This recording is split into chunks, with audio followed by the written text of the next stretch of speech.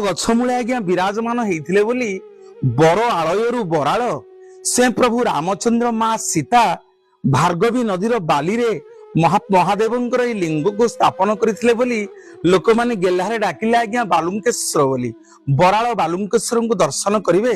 अनेक दिन हला बाहागर हेलानी आज्ञा पुओ झियो हेनी डाक्तर फेरई देलानी जिबे ये बराल बालुंकेश्वर निकट रे गोटे मानसिक करिवे गुआ और नड़िया बसई 21 दिन पालन करिवे 107 गरा जल आज्ञा बराल बालुंकेश्वर गाधेइबे एवं जेतेबेले 108तम गरा जल स्वामी स्त्री दुई जन जाक आपण गाधेइबे ता दुआरु आज्ञा कि खाली हाथ रे फेरिकी आसी नाहंती।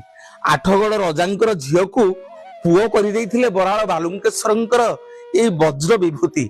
आपण माने सुनिले आश्चर्य होबे कैंसर रोग रे लोक पीड़ित होई डाक्तर माने फेरई दियंती जाहाकू ए बाबा बराल बालुंकेश्वरंग पाखरे आपण माने गुआ नड़िया बसई 108 गरा जल जदि अभिषेक करिवे ताहाले बाबा बराल बालुंकेश्वर आपणकर सबु रोग को निराकरण करिदेवे। अपुत्रिक आज्ञा पुत्र लाभ करुछंती।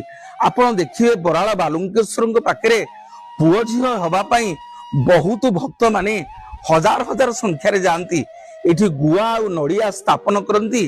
गुआ नड़िया स्थापन कले बाबा बराल बालुंकेश्वर कोलपूर्ण करंती पुओटिए झियोटिए दियंती।